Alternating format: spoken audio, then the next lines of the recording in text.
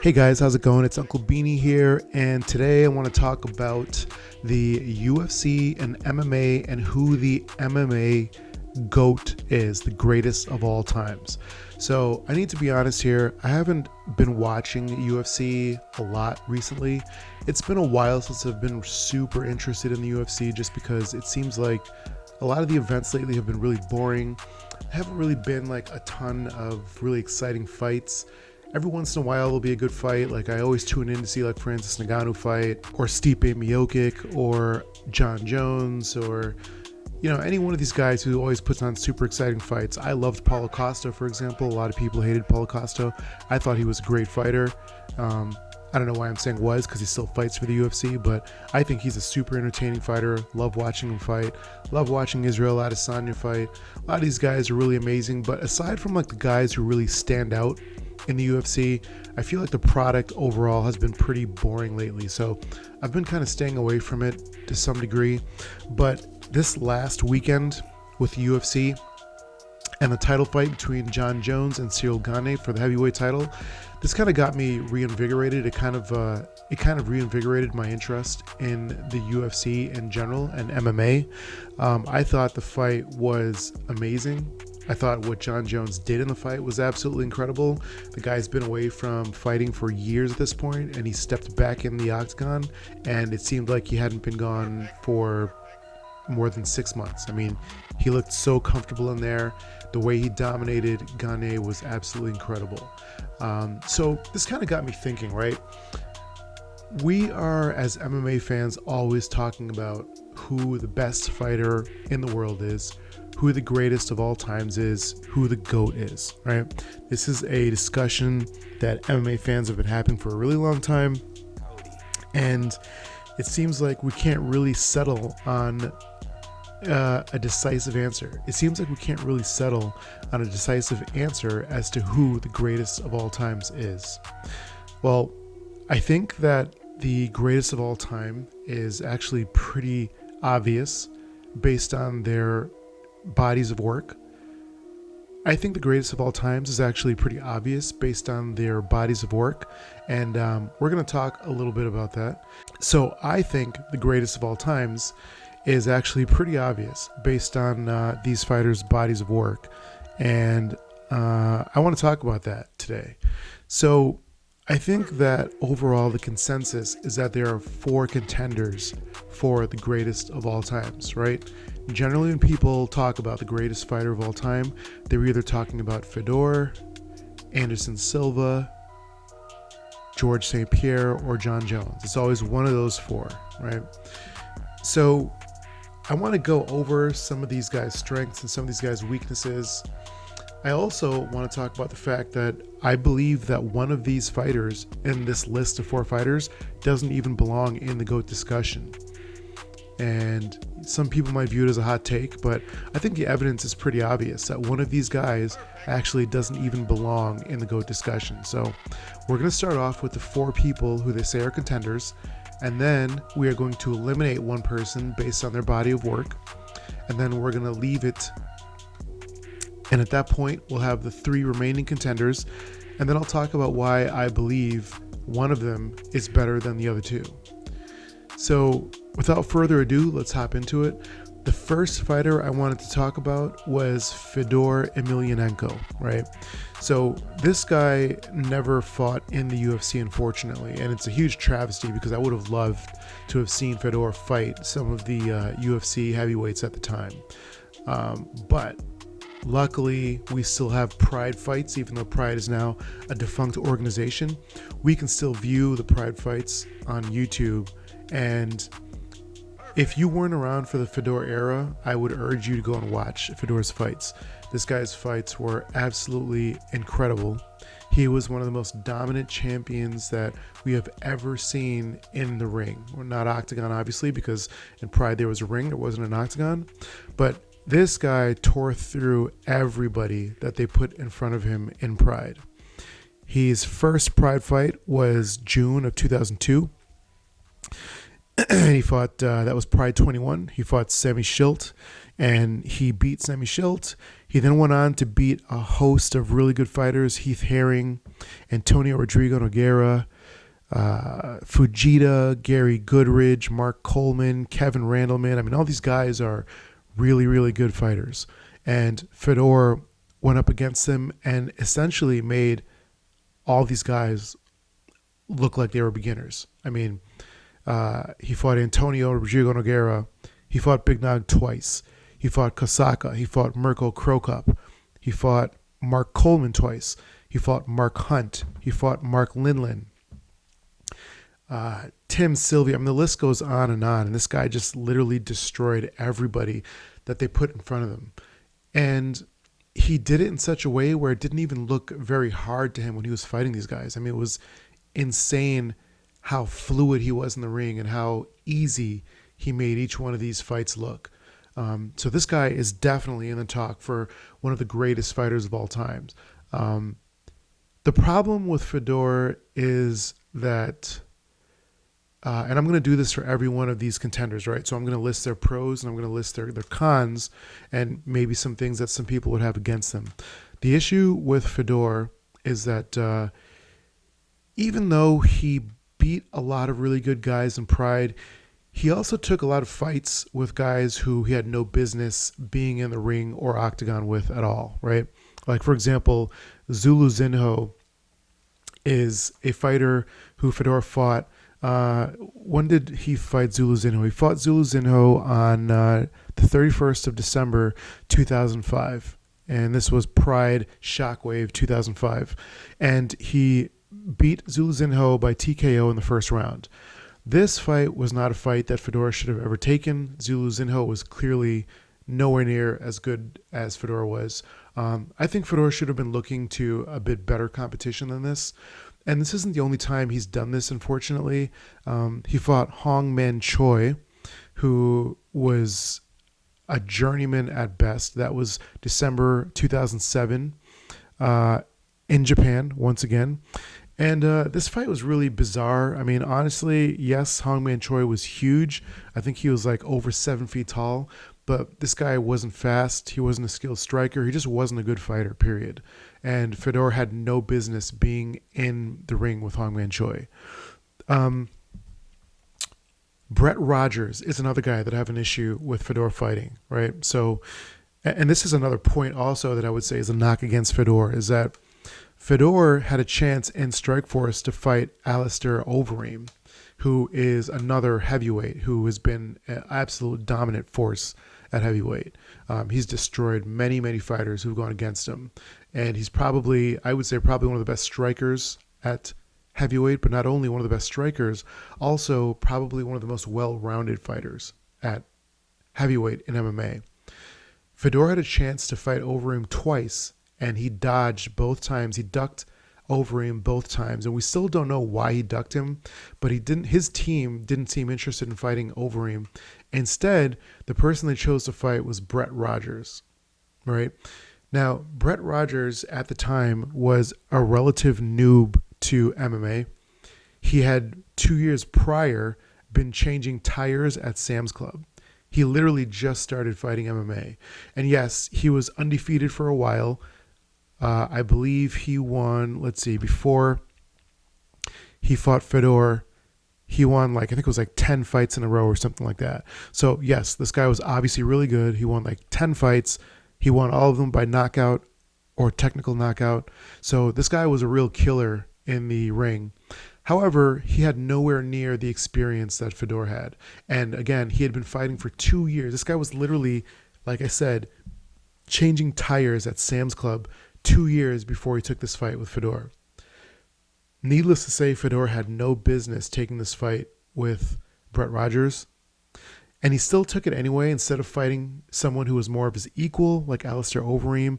That's kind of an issue for me, kind of an issue. I don't understand why somebody who fancies himself one of the best in the world would ever take a fight with basically an MMA noob at that stage in his career. Obviously, he beat Brett Rogers. I think he beat him in the second round, and it's actually pretty impressive that Brett Rogers was even able to take Fedor into the second round. But he beat Brett Rogers in the second round. So after that, he went on to fight Fabricio Verdum, and that fight was actually Fedor's first loss, which was, well, a pretty crazy fight. I'm not sure if you saw that fight, but if you haven't, definitely go watch the fight on YouTube. Pretty insane fight. But that was the first fight that Fedor lost. He went on to lose 2 more in a row. He lost to Bigfoot Silva in February 2011, and then he lost to Dan Henderson 30th of July 2011. Now, this is also a loss that's kind of weird to me because Dan Henderson isn't even a heavyweight. Dan Henderson is a natural middleweight. And so it was kind of odd to see Dan Henderson be able to fight Fedor toe-to-toe. It was kind of odd to watch Dan Henderson fight Fedor toe-to-toe and actually beat him. I think Dan Henderson TKO'd him in the first round. So that was weird. It was definitely weird. I don't think this takes anything away from Fedor's overall legacy. The guy was still absolutely insane fighter. Just, again, he went through the stretch in Pride where he literally destroyed everybody in front of him. My only problem with him is very often he took fights with people that he knew he was much better than. And that's kind of something that I don't think that was really great of him to do. I feel like as a GOAT, you kind of always want to challenge yourself, right? As one of the greatest of all times, you always want to challenge yourself. Fighting a Brett Rogers is not really challenging yourself. Fighting a Hongman Choi is not really challenging yourself. Fighting a Jaydeep Singh, not really challenging yourself. So that's where Fedor stands. So those are some details about Fedor. Next, we're going to move to Anderson Silva. Okay. Now, Anderson Silva was a fighter who was also in Pride. He was beaten a couple times in Pride, but he actually went to the UFC. His first UFC fight was June 28th, 2006, and he knocked out Chris Lieben, who at the time was an absolute brutal fighter, and it was tearing through a lot of people. Anderson Silva got to the UFC and made Chris Lieben look like a child. I mean, he destroyed Chris Lieben. Anderson Silva went on to become one of the most dominant champions that the UFC has ever seen.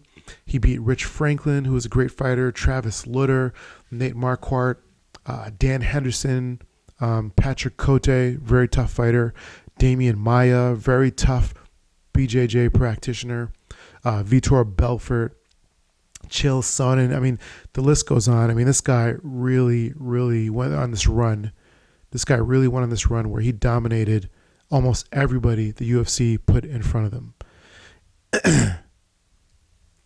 Now, Anderson Silva has a ton of accolades.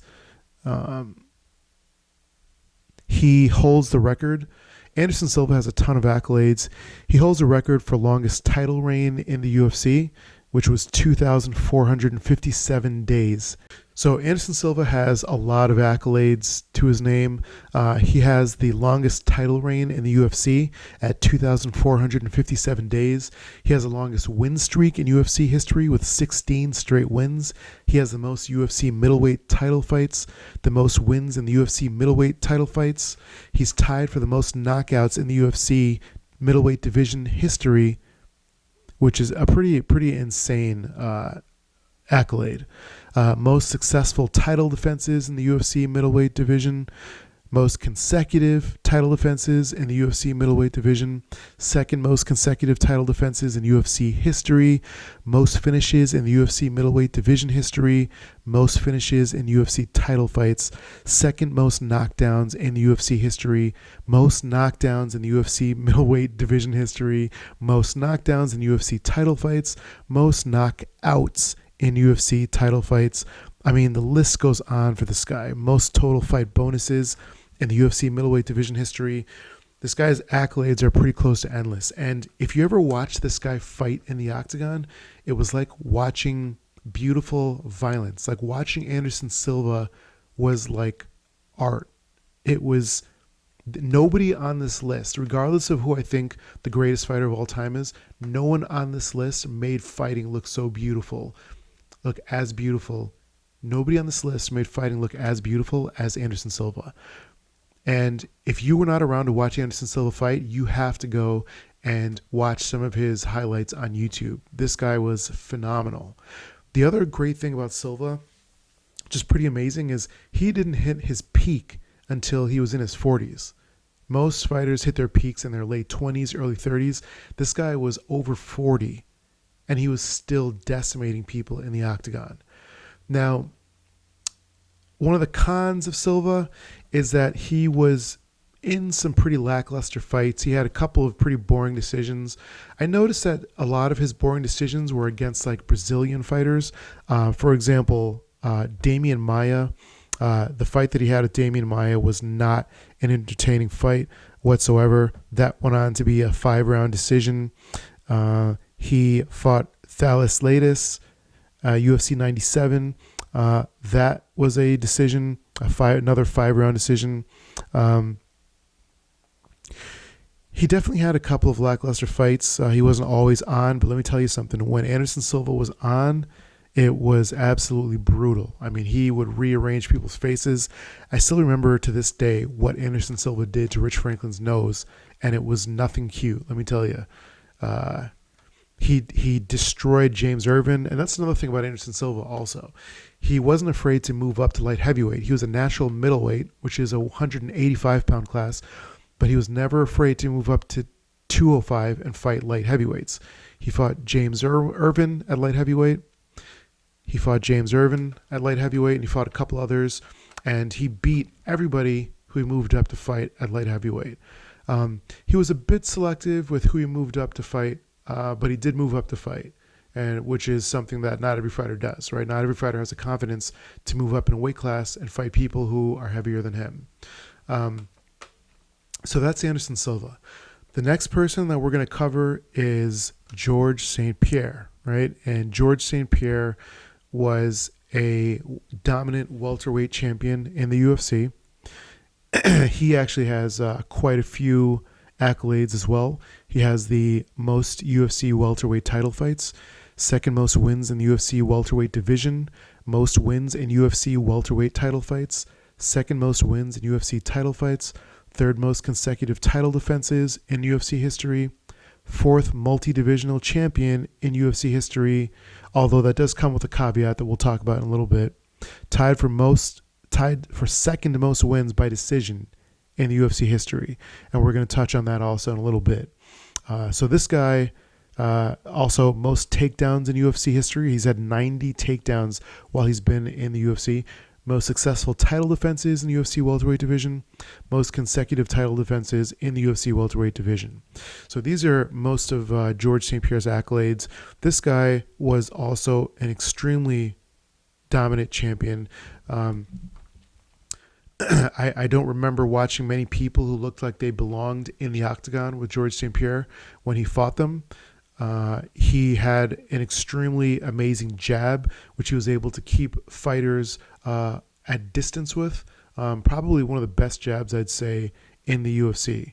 And then he had obviously a brutal double leg takedown, right? So GSP had kind of had this formula where any of his opponents in the octagon, he'd fight them, he'd throw jabs, keep them at a distance, make them think he was going to keep it standing for a while, and then throw a double leg takedown, and he would take them down every single time. I don't think many people were able to stuff GSP's takedowns. So he was a very dominant champion also. GSP's issue, we talk about cons for each one of these fighters. The cons with GSP is that there are actually a couple cons with GSP. So the first one is that he didn't finish a lot of fights, right? So GSP had a streak at one point where he went almost a decade, almost 10 years without finishing a single fight, right? And this is kind of a problem because I'd say most fighters that we talk about when we talk about the greatest fighter of all time generally finish most fights. GSP went for a very long time not finishing fights. he would do this thing where he would just take the fighter down and then just sort of lay on them and throw a couple punches every once in a while, but essentially lay on them for 3 rounds or 5 rounds or however long the fight was and win a decision victory. Let's see. UFC 74, he beat Josh Koscheck by decision. He beat Matt Hughes by submission. UFC 79, he beat Matt Serra by a technical knockout. Matt Serra had actually beaten him first, and then he came back and avenged the Matt Serra loss. But then he went on this decision streak after, right? John Fitch, Thiago Alves, Dan Hardy, Josh Koscheck, Jake Shields, Carlos Condit, Nick Diaz, Johnny Hendricks. He went on this really long streak where he wasn't able to finish opponents. That's definitely a knock, I would say, against GSP's assertion to greatest of all times. Number 2, GSP also never moved up in weight classes to fight at middleweight, right? So obviously Fedor couldn't move up because he was a heavyweight and it doesn't get heavier than heavyweight. But Anderson Silva moved up to fight. Jon Jones recently moved up to fight Cyril Gane at heavyweight, even though he was a natural light heavyweight. GSP never moved up to middleweight at the time. He was deathly afraid of fighting Anderson Silva. Him and his team would come up with so many excuses on why they didn't want to fight Anderson Silva. Even his fans were making excuses for him. At one point on the forums, his fans were circulating a photoshopped picture of GSP standing next to Silva. They made the pictures with GSP smaller than he actually was next to Silva to convince people that he had no business moving up to middleweight. However, as you saw recently, when Michael Bisping was the champion at middleweight, then suddenly GSP suddenly had no problem with moving up to middleweight, right? At that point, Michael Bisping had one working eye. He was pushing 40 years old. GSP saw that as a weak champion at middleweight, and he had no problem moving up to fight Michael Bisping. Now, I say that saying that Michael Bisping is actually my favorite fighter. So no disrespect to Michael Bisping. He's my favorite fighter. I think Michael Bisping is incredible. But let's be honest, GSP saw an opportunity for weakness, and he took it. He exploited it. He never wanted to move up to middleweight before Michael Bisping was champ. In fact, after he beat Michael Bisping and got the title for middleweight, then Robert Whittaker challenged him, and suddenly GSP vacated the title. So it's a little, yes, he did move up the one time to fight Michael Bisping, but there's some caveats to that. Also with GSP, there's Greasegate. When he fought BJ Penn, his team slathered him with Vaseline because, they knew that BJ Penn was great at submissions and grappling, and he would probably try to submit GSP at one point. And that's another issue too with GSP, is that BJ Penn was a smaller fighter. BJ Penn was a natural lightweight, and GSP was massive against Bisping. So GSP had no problem fighting smaller fighters in lightweights like BJ Penn, but then he never wanted to move up to middleweight to fight bigger fighters. That kind of an issue with that. The other issue is that GSP is the only fighter on this list to tap to strikes. Right now, there's a lot of controversy online about tapping to strikes. I think tapping to strikes is something that a fighter who considers himself to be the greatest of all time would never do. Okay, this is not something that Fedor has done. It's not something that Jon Jones has ever done. It's not something that Anderson Silva has done. No greatest of all time fighter contender is going to tap to strikes. So to me, that's most certainly a knock against GSP. The other issue is his fight with Johnny Hendricks. I'm not sure if you saw that fight, but most media outlets had him losing that fight. So he didn't actually, in my opinion, and the opinion of the majority of news outlets, he didn't win that fight. Johnny Hendricks won that fight. So GSP, very dominant fighter in the UFC, has some caveats, unfortunately, and we'll talk more about those in a little bit. So the last person on this list is Jon Bones Jones, right?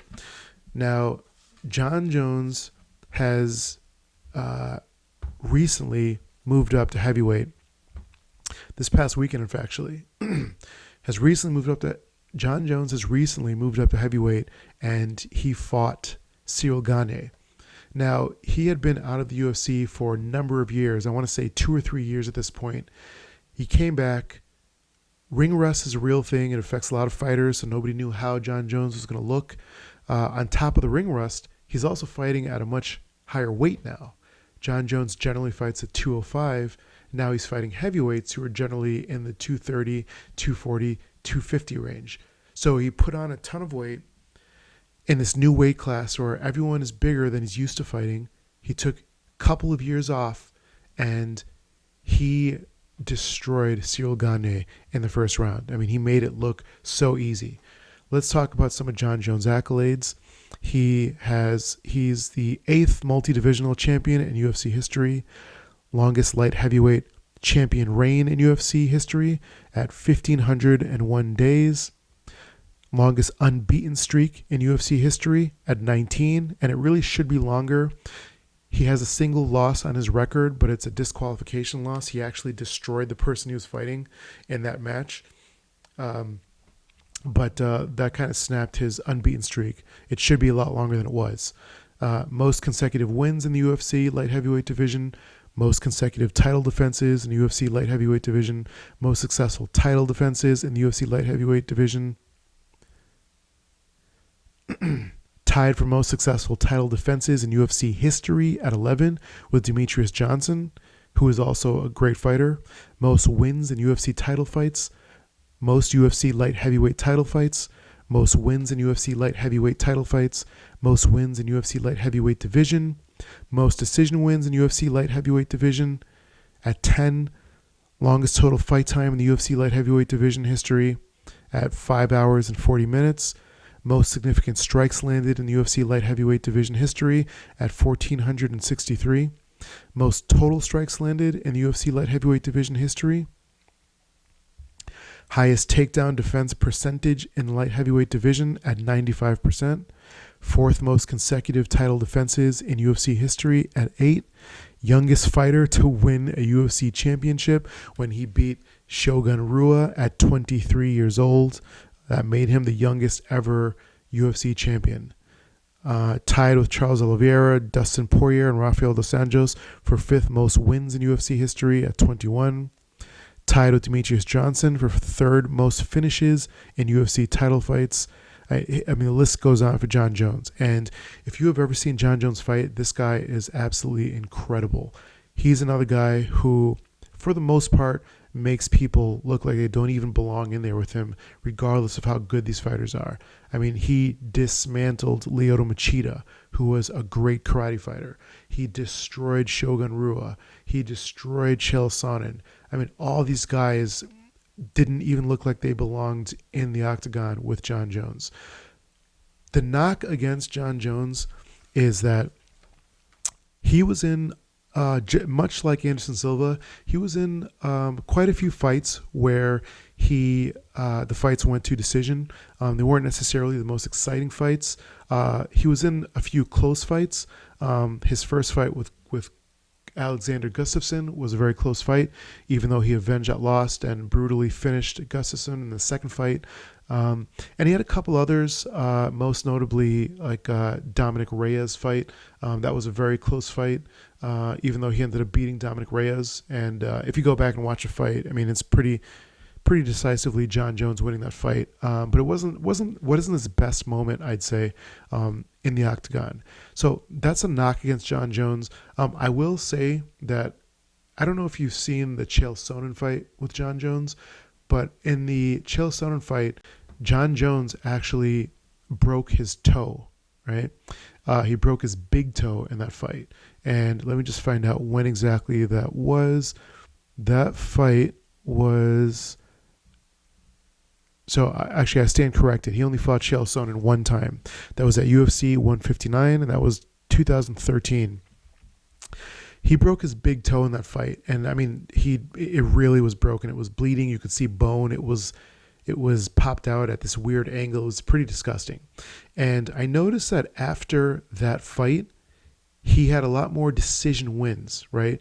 And I'm guessing it had something to do with the fact that his toe was damaged. Because if you think about it, your toe is one of your main points of balance, right? I mean, for walking even, let alone fighting. So if you do something drastic to your toe, it's going to affect your fighting. If you look at Jon Jones' record, I mean, I don't even think, did he even have decisions before that? He had a couple of decisions before that, but most of his fights are finishes. And then after the Chael Sonnen fight, he began having, I think he had like 4 decisions in a row or something like that, right? So the bottom line is that your toe being destroyed, especially your big toe, which is one of your main points of balance, is going to affect the way you do everything. It's going to affect the way you walk. It's going to affect the way you fight. And we know this because ever since then, Jon Jones comes out with tape on his toe, right? Because he doesn't have the same confidence in that toe. So I do think the toe kind of affected Jon Jones quite a bit. I think he would have been much more dominant if that injury never happened. But regardless, this guy has never, ever lost a fight. He's the only fighter on this list that we can say has never, ever lost a fight in the octagon. Yes, he has a disqualification loss, which really should be overturned, to be honest. But if you watch the fight, he destroyed this guy, even before the strike that the ref considered disqualification. So the other knock against Jon Jones is he's been busted a few times for steroids. But this knock is kind of it's a weird thing to call Jon Jones out for steroids when, if you've been watching UFC and MMA for any considerable time, you know that pretty much all these guys are on steroids. Some people get caught, some people don't, but pretty much every single one of these guys is on steroids. Okay. No one's ever convinced me. No one's ever going to convince me that Fedor wasn't on steroids in Pride. Every single one of these guys in Pride was jacked to the gills in steroids. No one's going to convince me that Anderson Silva wasn't on steroids. No one's going to convince me that George St. Pierre wasn't on steroids. I mean, have you seen some of these pictures of George St. Pierre and his build when he was going through his dominant run? Some people get caught with steroids because the way they use it is not the smartest. But every single one of these guys is using some type of performance enhancer. And to follow up with that, there's actually a very interesting thing that happened with George St. Pierre and Keith Kaiser, right? So when George St. Pierre was getting ready to fight Johnny Hendricks wanted to do testing through USADA, and USADA is the name. He wanted to do testing through USADA, and Keith Kaiser mentioned that when he approached GSP's team to do testing for the Johnny Hendricks bout, he had never seen a team act so suspiciously in terms of asking questions about what they're going to be testing for and what type of substances they were allowed to have. I mean, he literally said, Keith Kaiser, the article is right here. He said that he had never seen a fighter's team act so suspiciously, right? And I apologize. It wasn't USADA testing. It was NSAC testing, right? So it was a very bizarre situation, and you can read about it. I'll leave the link in the description of this video. But this is what Keith Kaiser has to say about it, right? Kaiser clarified that everyone seemed happy with the new protocols at the end of the call regarding the NSAC testing. They seemed fine with it. I answered questions they had. But as how often we'll test or how many tests or what exact tests we'll use, I'm not going to get into that. I'm not going to give out any information to the people getting tested. And they seemed okay with that. But then questions began to hit Kaiser's inbox. I started getting all these other questions from Team GSP. I answered them and I thought it was enough. Then I got more questions from GSP. Then it got to the point where I was like, look, taking a step back on the phone call, I said, if you don't want to do any additional testing, that's fine. This isn't an either or situation. If you want us to do enhanced testing, this is how you do it. It will have no basis or bearing on whether you're doing the other testing as well. So this is Keith Kaiser essentially saying that GSP's team had suddenly a bunch some really, really weird questions, right, about what they were testing for. And it's extremely odd. If someone is a clean fighter, why are they acting so nervous about doing enhanced testing? It doesn't make any sense, right?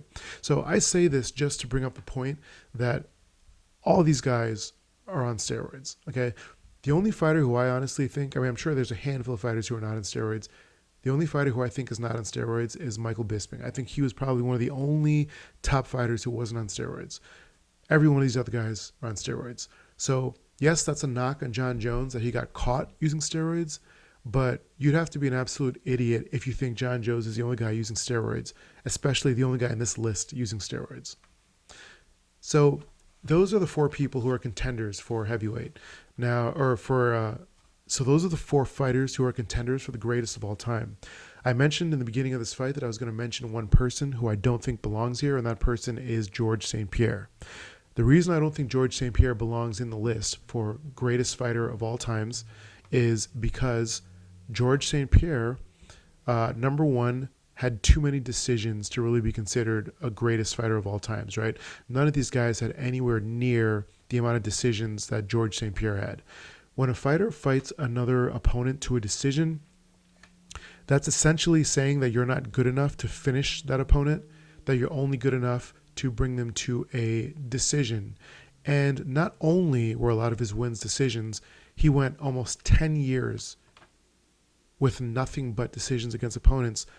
Most of these fights were pretty boring decisions, right? It was always the same thing where he'd throw a couple jabs and then lay on his opponent for the rest of the round. The next round would come, he'd throw a couple more jabs and then lay on his opponent for the next round. And he rinsed, washed, repeat this, and he washed, rinsed, and repeated this for literally almost 10 years.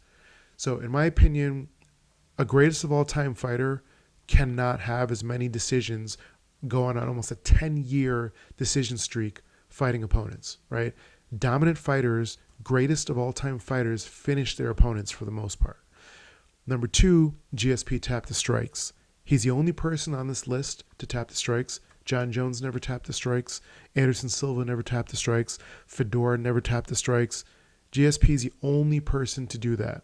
And, you'll hear a lot of GSP apologists saying that there's nothing wrong with tapping the strikes. If there's nothing wrong with it, why doesn't any other fighter do it? It's extremely rare to see a fighter tap the strikes. I mean, the only thing that comes to mind is I think Shogun tapped the strikes when he fought Jon Jones. That's really it. Fighters don't tap the strikes. I mean, that's just the bottom line. So that's another reason why I don't think George St. Pierre belongs in the greatest fighter of all time discussion. He also had some questionable losses. He lost to Matt Serra, who was a good fighter. I don't think he was ever one of the greatest fighters ever. George St. Pierre also lost to Johnny Hendricks. I mean, officially he won the fight, but anybody with two eyes could have watched that fight and saw that he lost that fight. And so I don't think that these things can really qualify George St. Pierre for greatest of all times, for a GOAT discussion. He also was afraid to move up in weight class, right? Where every single one of these guys moved up in weight class. Jon Jones recently did it. Anderson Silva did it multiple times. George St. Pierre was scared to death of moving up to weight classes until he saw a weak champion that he was able to beat, a one-eyed 40-year-old, almost 40-year-old Michael Bisping. And then when Robert Whittaker challenged him after he beat Bisping, suddenly GSP vacated the middleweight title. So he's just not quite the caliber of GOAT material. I think that GSP is a great fighter, but I think that GSP belongs in a tier under the GOATs, right? In my opinion, the GOATs are Fedor, Silva, and Jon Jones. GSP belongs in a secondary tier, and I think the other people who are in that tier are Demetrius Mighty Mouse Johnson, who is an absolute menace in the UFC. He was a great fighter, and Daniel Cormier. I think Daniel Cormier, GSP, and Demetrius Johnson belong in the secondary GOAT tier, if you want to call it that, but certainly not in the greatest of all time category. So out of the three greatest of all time candidates, Jon Jones, Fedor, Anderson Silva, I would have to go with Jon Jones, to be honest. And the reason why I go with Jon Jones is because, simply put, Jones has never lost a fight. It's as simple as that. And you'd think that people would get this concept. It doesn't seem to be a very hard concept. Fedor has lost fights. Anderson Silva has lost fights.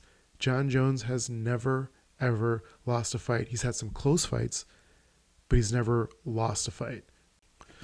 Yeah, so Jon Jones has never lost a fight. He was the youngest champion in UFC history. He made most of his fights look so easy. especially before he broke his toe. I mean, the way he was moving with opponents in the octagon was unbelievable.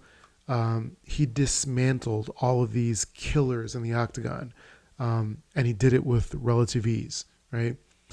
Don't forget, Jon Jones also was 35 years old.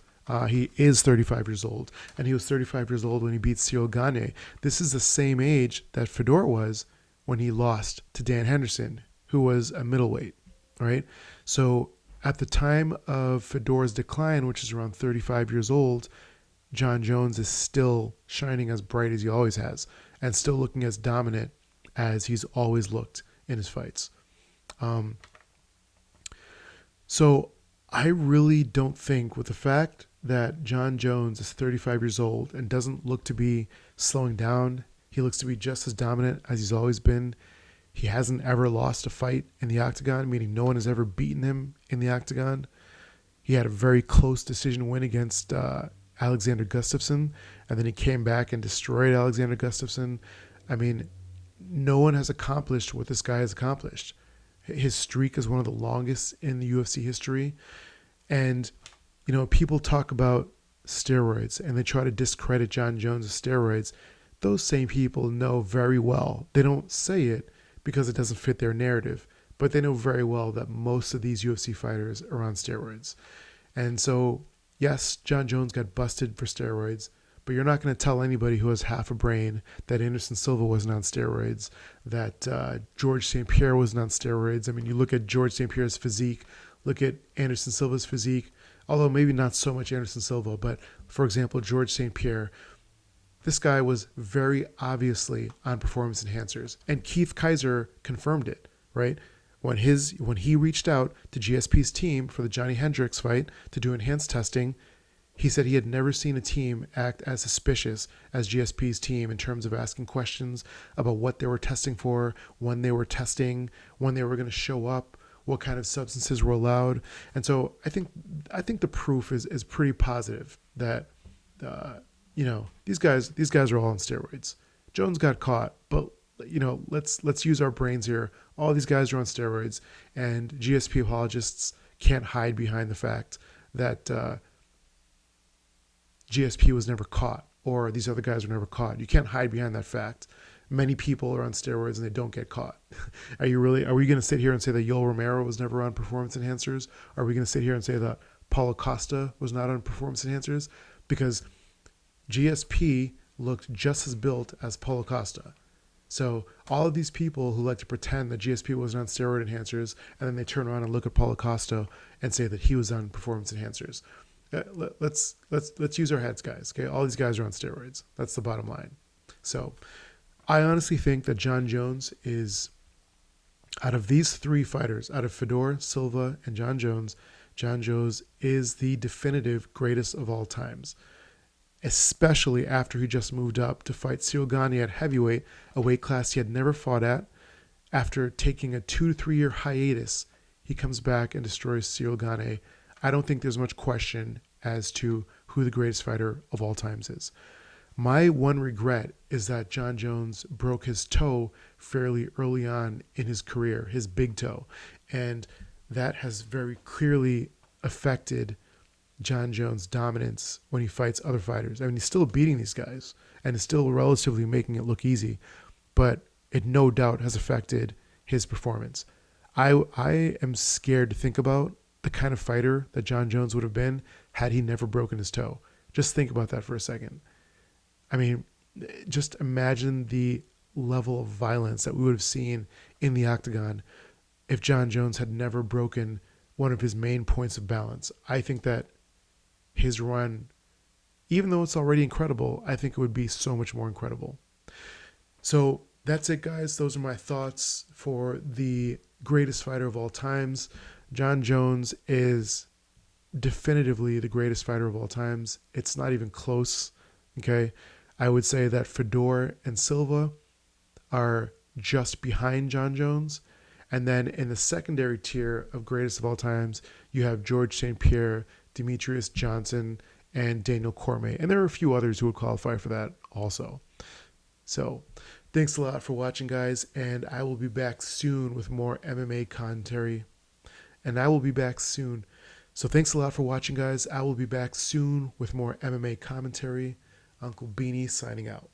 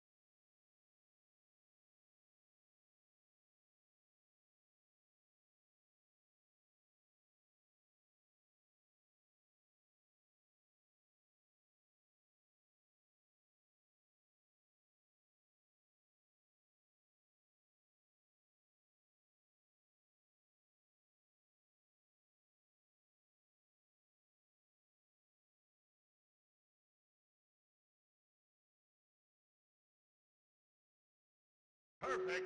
Perfect. Perfect. Perfect.